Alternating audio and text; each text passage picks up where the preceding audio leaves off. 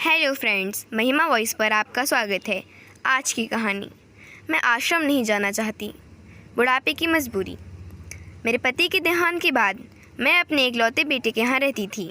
मेरी बहू का एक अलग ही रूप मुझे देखने मिला, साथ ही बेटे का भी।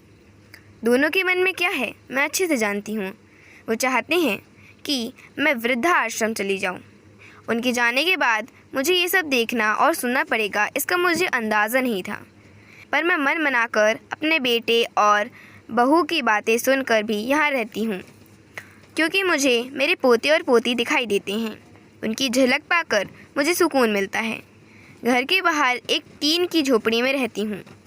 मेरी बहू को कोई दिक्कत नहीं हो, इसीलिए मैं घर के बाहर रहती हूँ। बेटे ने थोड़ी मेहरबानी की है तो ऊपर टीन की चादर लगवा दी। समय समय पर थोड़ा राशन दे देता है तो मैं अपना बनाकर खा लेती हूँ। मैंने अपने बेटे को कह दिया है कि मेरी वजह से उन दोनों को कोई प्रॉब्लम नहीं होगी। बस मुझे यहीं रहने दें, इसी घर में मुझे मर जाने दें। मैं बस यही चाहती हूँ। मैं अपने आप को खुशकिस्मत समझती हूँ कि मेरे बेटे और बहू कम से कम मेरे लिए इतना तो कर रहे हैं। मेरा बेटा सुबह 9 बजे नौकरी जाता है और बच्चे भी उसी समय स्कूल जाते हैं। फिर शाम को 6 बजे मेरा बेटा वापस आता है। बच्चे 3 बजे आते हैं। उन्हें आते जाते निकलते देख मुझे बड़ा सुकून मिलता है। मेरे पति के दोस्त जब कई दिनों बाद आए, पत्नी का भी स्वर्गवास हो गया है। उस समय पर वो हमारे घर पर आया करते थे। उनसे हमारे अच्छे रिश्ते थे। उनका घर हमारे घर से थोड़ी दूरी पर था। पैरों में समस्या हो गई थी, ठीक से चल नहीं पाते थे। वो बड़े दिनों बाद मेरे यहाँ आए। मुझे उन्हें देखकर अच्छा लगा। उनका हाल भी मेरी तरह ही था।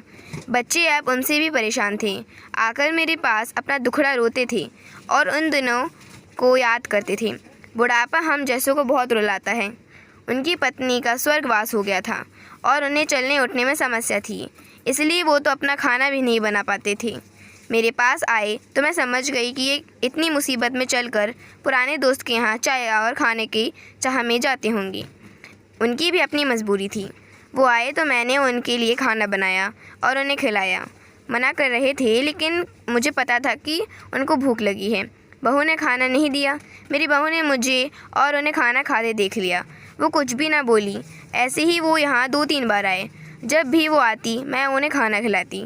फिर उनके जाने के बाद जब मेरा बेटा आया तो बहू कहती है कि तुम्हारी माँ कितनी बेशर्म है, पता नहीं किस किस को आजकल बुलाकर खाना खिला रही है।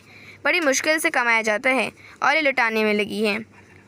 इनका राशन बंद कर दो, कुछ दिन भूखी रहेंगी तो अक्ल ठिकाने आएगी। मैंने कहा कि मैं अपने हिस्से का उन्हें खिलाती हूँ। तुम्हारे पिता के पुराने मित्र हैं। फिर भी बहू का उल्टा सीधा बोलना शुरू रहा।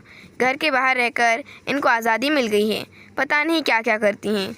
बेटा भी बोला कि कुछ दिन भूखा ही रहने दो इन्हें। मुझे मेरे बेटे ने घर के पीछे सीढ़ी के पास ले जाकर बैठा दिया। कहा कि अब यहीं बैठो। मेरे तो अब आंसू भी सूख गए थे। अगले दिन मुझे खाना नहीं मिला। मेरे टीन के उस छोटे से कमरे को बहू ने तोड़ दिया। तब मुझे लगा कि अब मैं गलत कर रही हूँ। एक दिन पूरा भूखा रहने के बाद मैंने सोचा कि मैं गलत कर रही हूँ। मुझे अब अपने बेटे के यहाँ नहीं रहना चाहिए और शायद गलती भी मेरी है। मेरी ही परवरिश में कोई कमी रह गई है। तभी तो ये परिणाम आया। अगली सुबह मैंने अपने बेटे को कहा कि वृद्धाश्रम छोड़ा। अब मैं तुम दोनों को ज़्यादा परेशान नहीं करना चाहती। बहू ने कहा कि एक दिन भूखी रही तो अक्ल ठिकाने आ गई ना। बेटे के चेहरे पर भी अजीब सी खुशी थी। जल्दी से तैयार हो गया मुझे छोड़ने के लिए। बहू कह रही थी कि आज की छुट्टी ले लो, यहीं आसपास मत छोड़ाना, कहीं 3 दिन में वापस आ जाए। मैंने अपनी बहू से कहा कि बेटी चिंता मत कर, मैं अब नहीं आऊँगी। मैंने अपने पोते पोती को गले लगाया। मुझे पता था कि अब मिलना नहीं हो पाएगा। बेटे को भी चाहती थी कि अब एक बार जी भर के गले लगा लूं, लेकिन वो बोला चलो जल्दी करो। मैंने बहू को कहा कि बेटी अपना ध्यान रखना। मेरा बेटा मुझे छोड़ाया। वहाँ आकर मैंने देखा कि मेरी तरह कई हैं। थोड़े दिन उदास रहते, फिर मुझे सच को स्वीकार कर लेते हैं। मैं अब यहाँ खुश हूँ। कुछ काम भी करती हूँ। मैं चाहती हूँ कि ऐसे कभी किसी के साथ ना हो, लेकिन ऐसा कब किसके साथ हो जाए कोई बता नहीं सकता। लेकिन माँ बाप को ऐसे समय के लिए भी तैयार रहना चाहिए। बस बच्चों को पाल कर बड़ा कर दो, उनसे कुछ उम्मीद मत रखो। आपको हमारी कहानी कैसी लगी कमेंट में ज़रूर बताएं। Thank you for watching.